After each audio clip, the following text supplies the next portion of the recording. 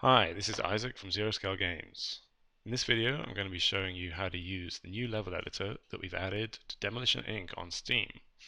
In Demolition Inc., you're this alien guy here, Mike, and you have to destroy the cities of Earth using all the various alien tools at your disposal. So, to create a new level, from the main menu, just go to your workshop page. This is where you'll be able to choose any levels you've downloaded from the Steam Workshop and play them. But first, we're just going to create a new level by clicking here and pressing Edit. So here we are in the editor. The camera controls are the same as the game. WSAD or the arrow keys to move the camera. You can use the scroll wheel, Q and E rotates, or you can use the middle mouse button. Let's get on and make a city. First, we're going to make a big patch of asphalt using the ground tool. So I've clicked ground to select it, and asphalt is selected by default. And we're just going to draw a big square, and this is where we're going to place our city.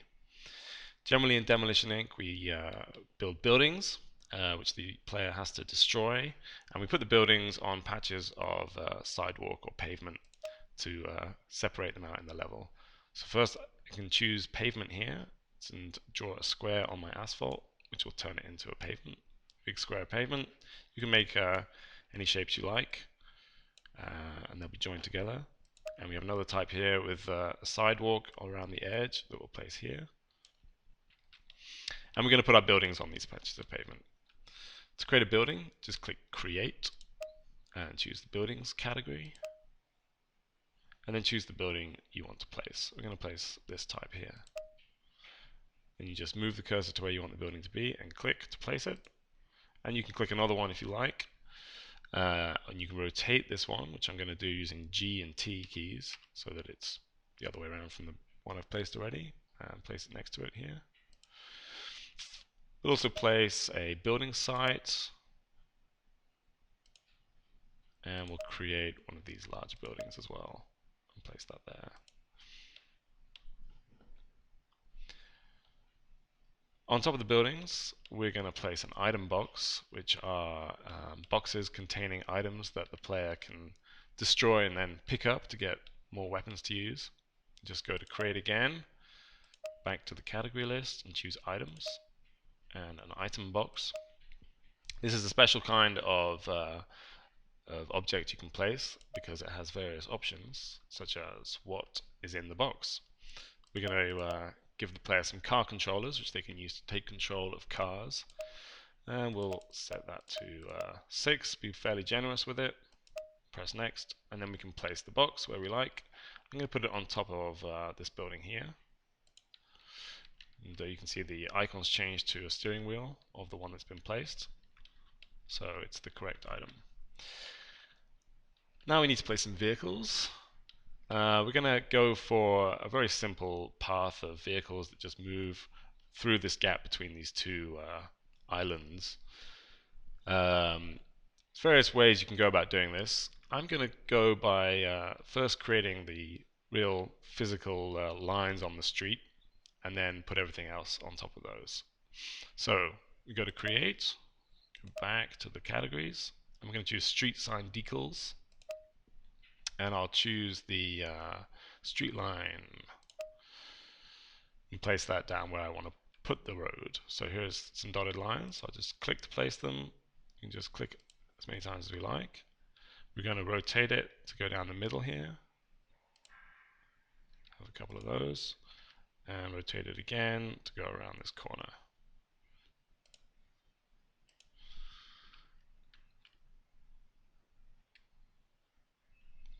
Now we're going to place down some tire tracks to show that where the vehicles are going to be driving.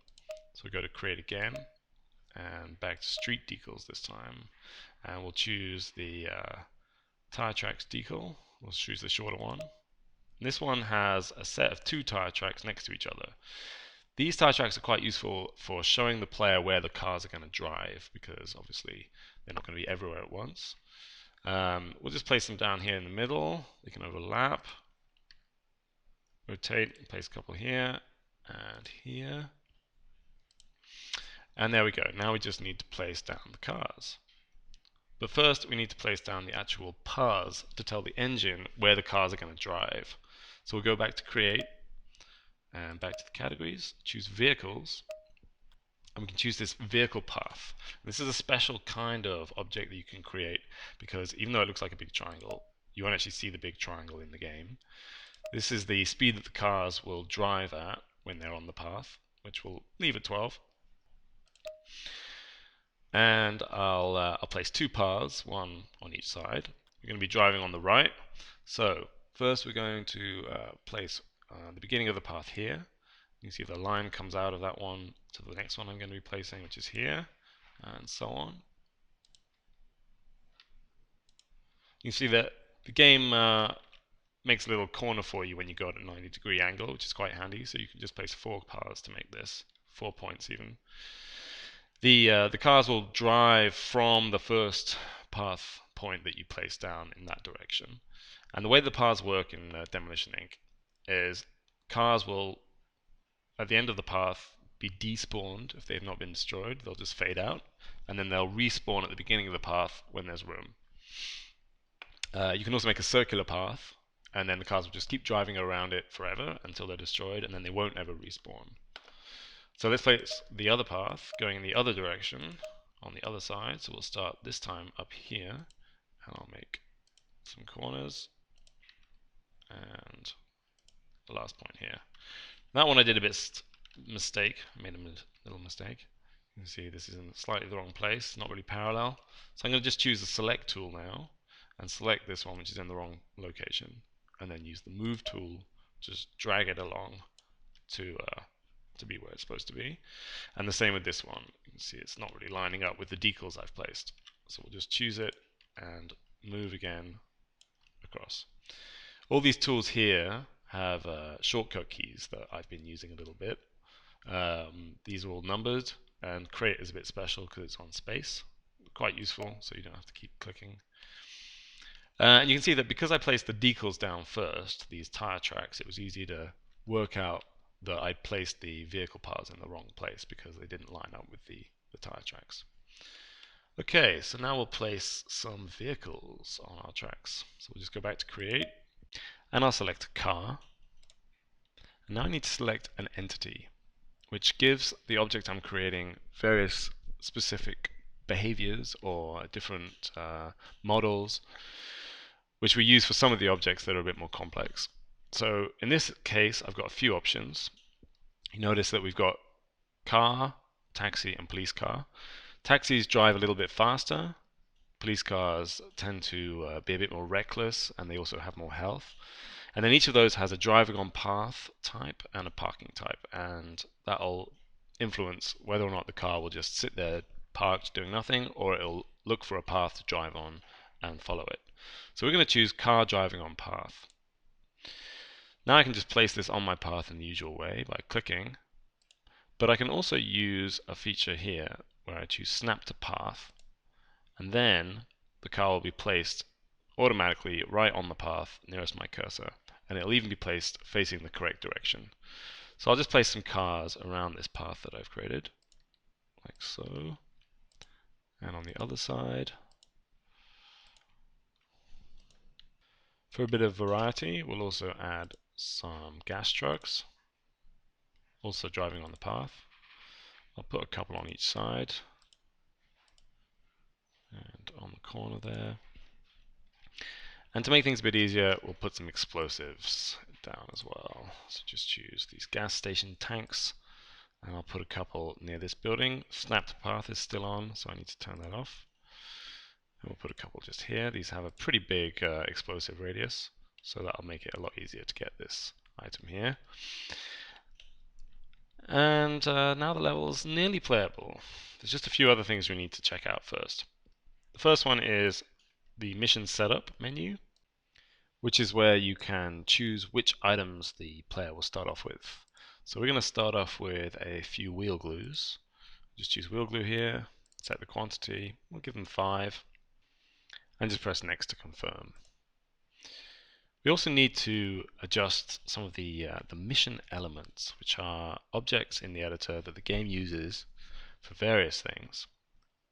So you just choose layers to bring up this list of layers, which are ways of hiding or showing various things that you might not want to see it all the time. We'll just turn on the mission elements here, which has given us a few things that have popped up. You can see here there's this mission completed sign, and here we've got various little diamonds. These diamonds here are used to tell the game where the edge of the level is. We want the edge of the level to be a lot smaller than what it's currently set at. So I can just select each of these and then use the move tool to just pull them in one at a time. Again, I'm just using the keyboard shortcuts. So press 1 to choose the select tool, select diamond, and press 2 on the keyboard to choose the move tool, and drag it right in like this. And we want the mission, the playable area, to be where the player can actually go, to be pretty constrained. And then we can also move a couple of other things. Here's the mission completed sign, which will fall down from the sky when the player completes the mission. So we're going to just select that, and then with the move tool, we're going to move it to a slightly nicer place so that it falls right on top of this traffic here, which is always quite impressive. We're going to change the rotation snap to just 1 degree, and then I can rotate it by using the right mouse button and dragging. We'll have it a little bit of an angle like that, and then I'll just move it with the left mouse button on top of the road here.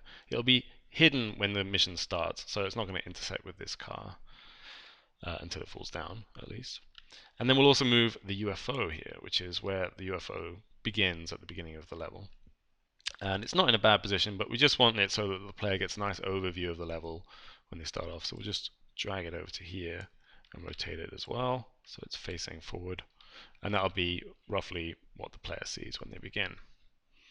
So now we can test the level. In this level, the player's got to destroy all the buildings. They've got a few glue objects, but if they destroy this building first, they'll get some car controllers, and they can use that to finish the level up much more easily. Just click play up here, and the level's loaded. Here's the introduction.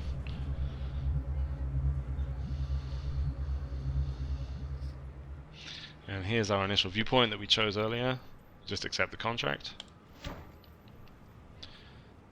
So we should have the 5 wheel glues to start with. We'll use those to destroy these explosives. Pick up the car controller items that we got. There's 6 of them. And just select those. And then I'll just use a gas truck to destroy pretty much everything else.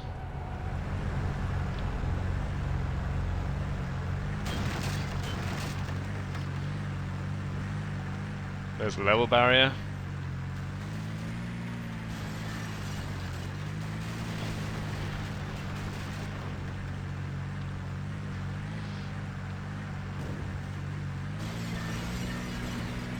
These things are pretty tough. It's going to explode any minute. Down comes the last building. Let's pick up all the debris. And it's payday.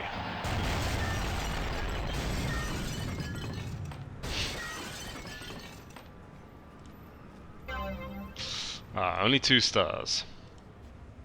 Let's just continue. And here we are back in the editor. Now I'm going to show you some more advanced things that aren't strictly necessary to make a playable level, but are great for making it look a lot better and polishing it up. One thing is, you may have noticed that in all of our built-in levels, when you destroy a set of buildings, some trees grow from the ground like magic. To put this feature in, we use something called a green island, which tells the game where to place trees when certain buildings get destroyed. So we just go to Create and scroll down to Green Islands, and then just select Green Island, which is just a big green box. We need to place the box and scale it so that it covers all the buildings in a particular island. So I'll place one on this island and one over here. And I'll use the select tool to select that one, and then we're going to scale it with the scale tool.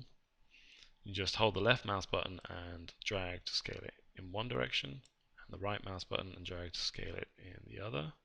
We just want to cover pretty much everything, and it's fine if we go over the box a little bit. And we'll do the same with this one. And use the move tool to just put it in the center. Scale it out like that. Now these are pretty big boxes that can be a bit annoying, so we're just going to hide them by selecting them in the layers, green islands, and just toggling them off. And then they're hidden. We're also going to place some trees inside the green islands, which will be hidden when the player starts the mission, but once they've destroyed the buildings, they'll grow up from the ground using the alien technology. And there we go. We'll just hide those as well. We'll also place some pedestrians in the level, just to make it look a bit more lived in. I'll choose create again and go back to the categories, and then we've got pedestrians here.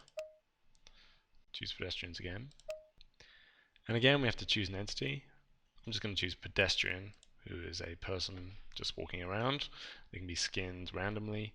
And we'll just place a few around behind these buildings. So we've got various different types popping out. And they will do something fairly interesting. They will try and find a walkable box. And they'll only walk around in the walkable box. And they won't try and go anywhere in the level. So we'll place a walkable box by, again, going to create and choosing walkable box. And we'll just place one down here. And a bit like the green islands, we want to scale it to cover all the area that should be walkable. So we'll let them walk around anywhere back here pretty much. I'll just move that one up. Because we don't want them walking into the buildings and destroying them, because that might make it just a little bit too easy for the player. Now our buildings are looking a little bit bare, so we can add some add-ons to them. We have a category here, building add-ons. These are things that can be stuck onto buildings. Some air conditioning units, they generally go on the top, so you can just place a couple down, maybe a couple on that building, one in the middle of here and here. We also have signs you can add to the side, advert billboards, and various things that just give a building a certain functionality. Let's place some banks. We'll put a bank logo on a couple of these buildings. These get stuck to the side of the building, and you'll want to rotate them using G and T so they're facing the right way. I'll say that we've got one bank here and another bank here. And how about some gas companies? We'll make this one a gas company. Just rotate it around, put it on here. You can see there's a little green transparent box sticking out of the sign, which is a joint which sticks the sign to the building. And we can place some furniture on the street as well. So choose street furniture, a couple of hedges. Hedges will stop cars. They won't be able to just drive through them. So we can place down a few here to make it a bit more difficult. And a few on this side as well.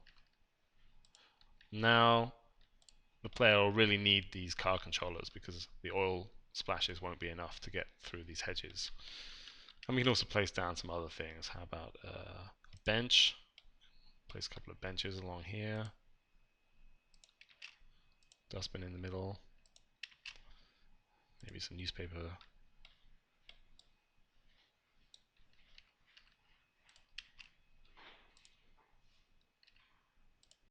And you can use these to add a bit of character to your level. We have a few other categories. You can add various street decals, newspapers, sewers, ramps. Let's place a ramp down. And put a ramp here, just to make it a bit more fun to drive up and hit that building with a gas truck. And now we're going to just add some barriers around the edge of the level, because right now it looks a bit strange having this concrete in the middle of the field. So we're going to go back to the ground tool, use the platform type here, platform default. If we draw one of these, you get a little raised platform. Now, important to note that these are really designed to be outside of the playable area. They don't really have any proper physics objects attached to them. So things will just fall through if they wind up hitting them. but we'll just draw a big square of them around there. And because the player can't go outside of the walkable area, you can make it so that they can't see this expanse of grass behind everything. So what we'll do is we'll place some tunnel entrances here to make it look like the cars are actually coming out of a tunnel rather than just appearing in nowhere. So we'll just use the tunnel type, and I'll draw a little tunnel entrance here, which expands behind the path like that, and another one on the other side. Notice that it sticks out quite a way, so you need to have a large amount of platform behind it. Oops, I killed my tunnel.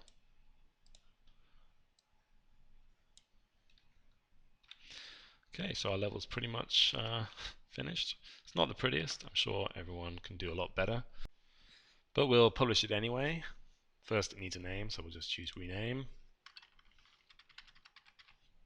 We'll call it video tutorial. Press apply, and then we can publish it. Press publish.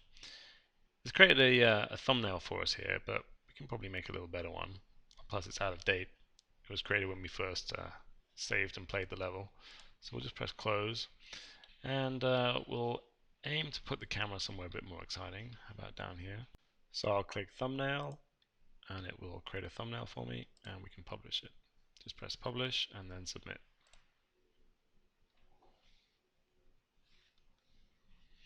And it's successfully published. So we'll close this menu and go back to the main menu. So here's our level that we created. This is the local copy of it. To view it on the workshop, we first need to subscribe to it. So we can press view your subscriptions and get more levels. It'll load the workshop page. We can find it under my workshop files, video tutorial, and then just press subscribe. After subscribing, the workshop will reload it, and we can play it. So we'll just skip the briefing, grab a wheel glue, same strategy, get the car controllers,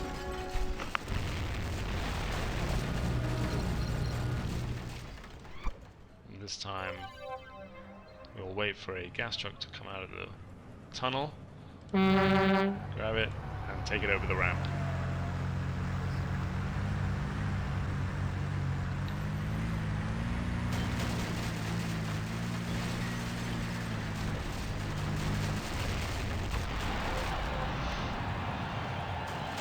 Mission complete. Still only 2 stars. You can adjust the amount of score you need for each level of stars in that setup menu I showed you earlier. And we got the high score. For our published levels, you can have a high score table, and then you can vote. I think it's pretty good. I'll give it a thumbs up. Thanks for watching, and enjoy making your own levels.